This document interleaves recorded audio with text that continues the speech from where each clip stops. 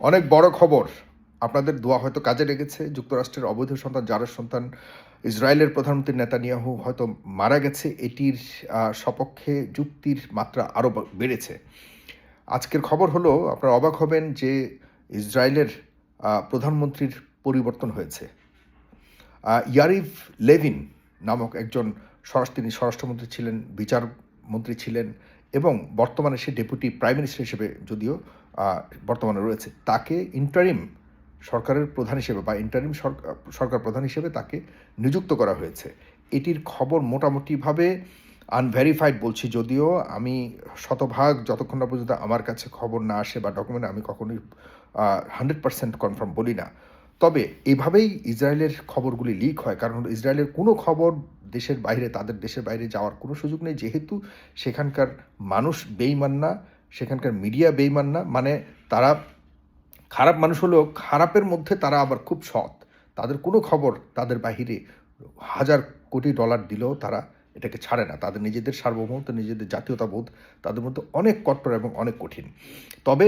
তবুও বিভিন্ন সূত্র তো একটু লিক হয়ই। যে লিক, আমরা খবরটা 6 ঘন্টা আগে এখন থেকে যতটুকু শুনেছি যে সেখানকার সরকার প্রধান পরিবর্তন হয়েছে। এখন পরিবর্তন হয়েছে কেন?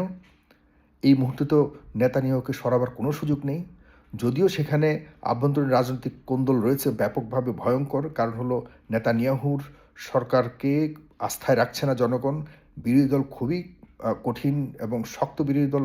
তারা কিন্তু নেতানিয়াহুকে বা তার সরকার, যে লিকুদ পার্টির সরকার, সেটিকে পতন ঘটাবার জন্য সবসময় সোচ্চার। বিভিন্ন যুদ্ধ আসলেই নেতানিয়াহু আসলে যুদ্ধের সুযোগে সেখানে ক্ষমতাকে আঁকড়ে ধরে রাখবার যে একটা অপচেষ্টা করে যাচ্ছে, সেগুলির বিরুদ্ধে বিরোধী দলগুলো যথেষ্ট সোচ্চার।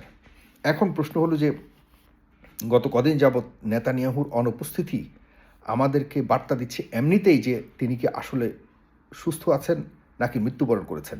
আবার অন্য সূত্র বলছে যে সে হয়তো ভয়ঙ্করভাবে জখমপ্রাপ্ত হয়েছে, তাকে লুকিয়ে চিকিৎসা দেওয়া হচ্ছে, অথবা তাকে ইসরায়েলের বাইরে কোনো দেশে, অনেকেই বলছেন ফ্রান্সেতে তাকে নেওয়া হয়েছে, বা অন্য কোনো দেশে নেওয়া হয়েছে উন্নত চিকিৎসার জন্য, কিন্তু কেউই জানে না। তবে আজকে যতটুকু অসমর্থিত সূত্র যেটাকে বলে, সেখানে জানতে পেরেছি যে সরকার, মানে নেতানিয়াহুকে প্রধানমন্ত্রীর জায়গা থেকে সরিয়ে সেখানে ইন্টারিম সরকার করা হয়েছে এবং সেই সরকার প্রধান করা হয়েছে বর্তমান যে ডেপুটি প্রধানমন্ত্রী ইয়ারিভ লেভিন, তাকে প্রধান করা হয়েছে। এই খবরটি অনেক বিশাল খবর। কারণ হলো, আমরা নেতানিয়াহুর মানে তার মৃত্যুটি অনেকের কামনা, এই কারণে, কারণ সে তার হাত, মানে রক্তাক্ত হাতে সে যেভাবে ইরানের সাধারণ মানুষকে, ইরানের অনেকগুলি নেতাকে, সিনিয়র নেতাকে হত্যা করেছে এবং মুসলিম উম্মাকে যেভাবে ধ্বংস করবার জন্য সে লেগেছে, তার আসলে মৃত্যু হওয়াটাই স্বাভাবিক ছিল। কিন্তু তাকে হত্যা করাটা খুব বেশি সহজ ছিল না। তবে কিছুদিন আগে যে ইরান যেভাবে আক্রমণ করেছে, সে আক্রমণে অনেকেই হয়তো নিহত হয়েছে এবং নেতানিয়াহু হয়তো মৃত্যুবরণ করেছে। এটির এখনও পর্যন্ত তিনি জীবিত আছেন এর সপক্ষে মানে শক্তিশালী কোনো যুক্তি বা কোনো ধরনের প্রমাণ আমরা দেখতে পাইনি। তিনি মৃত্যুবরণ করেছে এর সপক্ষে অনেক প্রমাণ। আজকে এটা যদি সঠিক হয় তাহলে 100% ধরে রাখেন, আমি মনে করি যে নেতানিয়াহু মারা গেছে। সুতরাং এটি একটি বড় খবর। আমি মনে করি মুসলিম উম্মাহর জন্য একটি বিশাল খবর। ধন্যবাদ সবাইকে। সালাম।